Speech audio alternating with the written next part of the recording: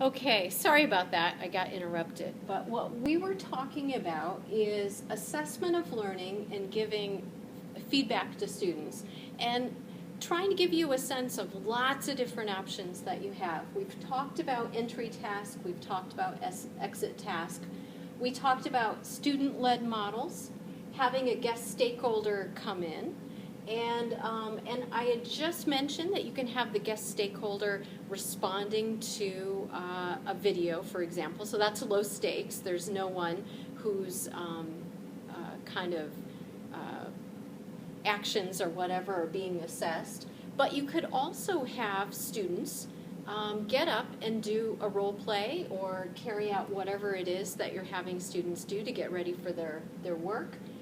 In front of the guest stakeholder and have the guest stakeholder give feedback to that particular group.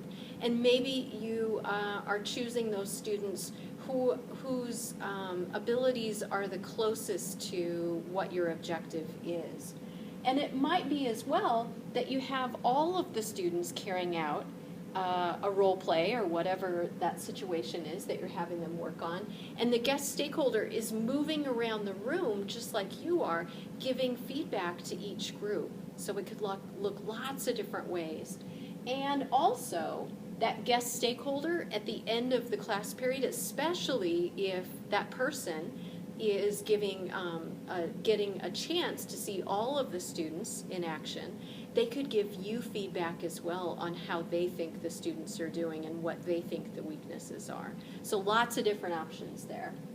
We already talked about a counter model.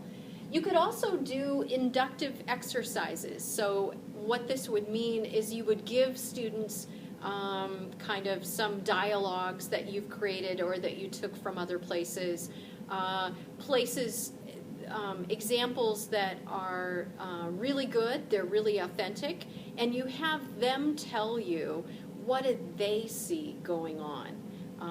Do they see the people in the dialogue, do they see them using functional language like you would expect? Do they see them actually using the strategies that are most useful, that kind of thing. So you get them kind of taking a look at some other examples and giving feedback on whether or not they see those things in action. You could also do informal formative assessment. Notice I've also got formal down here, and here are some ways that I kind of pull those apart for myself. When I think of informal formative assessment, I tend to think of nothing written being given to the student. And I also think of it as the kind of assessment that you could dream up in your head halfway through the class and it just happens. Think thumbs up, thumbs down, or whatever's culturally appropriate for where you're working. And so what this might mean is maybe you've been working on role plays, you've got everybody doing role plays, you're moving around the room, and you're giving a thumbs up or a thumbs down or a green light, you're doing a great job, or nope, you're still not applying what we just worked on kind of feedback. So it's very clear, it's a yes, no, thumbs up, thumbs down kind of thing. And with informal, it's rarely anything written. Formative means you clearly know you're in the midst of learning this, so you're not at the end of the learning activity. So there's a lot of focus on that. So in other words, what to work on next for students. You could also have peer feedback take a real role in your classes. It depends on how well the students work together, whether or not they're accepting of peer feedback, whether or not you're able to get them to accept it, and whether or not they work well together that way. But peer feedback can look like a lot of different things. It can look like every class period, a different pair gets up or a different group and they do a role play, whatever it is that kind of target actions, target language use situations that you're preparing students for, and they are giving each other feedback right there in the class. You could also have students do something like a presentation if that is authentic for the kind of language that students are preparing. For our police situations, one of the things that police needed to do in the chapter that we're focusing on is they need to give evidence in court. And so that is a situation in which there is kind of a presentation happening.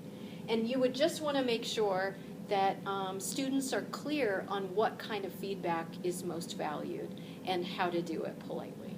Okay. We also have formal assessment here. And when I think formal, I think of something written. And I think of something written being given to the students too. It could be a checklist. It could be a rubric. It could be written comments that you're giving the students. But they're doing something. They're giving that kind of mock trial presentation, or carrying out a role play as if they're hotel front desk people, and you're giving them something written afterwards. And formal usually indicates that you're nearing the end of that learning activity. In other words, the students are just about done getting the assistance that they need to be able to carry this out independently. You could also make self-assessment. We've already talked about self-assessment as part of an entry task, but you could make self-assessment as a real and routine part of your class, in which students are noticing. Again, I think it is feedback for students. It gets them to notice where they are, but it's also feedback for you, including how they feel about how they're doing and what they think they need to focus on the most, what they think their challenges are. Okay? And we've already talked about exit task. So we've talked about a lot of different ways now, about ways that you can kind of change, ratchet up, ratchet down, menu of options around assessment, and about students getting feedback. I'm going to move this slightly. So look over here. And the last thing that I want to kind of go over with you, some of your options that you have for ratcheting up or ratcheting down, is around giving new information to students. Part of what's going to happen in your class is you're going to need to bring your students to an understanding of strategies they can use, or how the language works, or what a grammar pattern looks like, what a professional application of behavior looks like in this situation, that kind of thing. But it does not have to look like a lecture. It's up to you, and it's up to the situation, and it's up to your students' abilities. So if you are simply teaching deductively, that means that you are giving a lecture and you're stating what those rules are, or what those patterns or what those behaviors are. You're giving students clear examples, and then you're having them look for other examples, or have them apply it to their own learning, or have them create their own examples, that kind of thing. So that's definitely an option, but I would highly encourage you, depending on your ESP situation, I'd highly encourage you not to always stick to this option. It looks a lot like general English teaching, don't you think? And often you will end up teaching ESP for students who are they're working occupationally, so they're already out in the occupation that you're preparing them for. And they may not necessarily have strong educational backgrounds. They may not have spent a lot of time being told abstract rules and then applying them. They may have learned more orally in their background, which would mean that they're more ready to learn inductively. So to see lots of examples in context, and then to be able to start to try to explain what those rules are themselves. Also with inductive learning, students are producing, they're not only producing what those rules and patterns are, but they're producing lots of examples. Once they begin to understand how those examples work, they're producing them themselves. So you have lots of options here, and you can do a mixture of them, for example.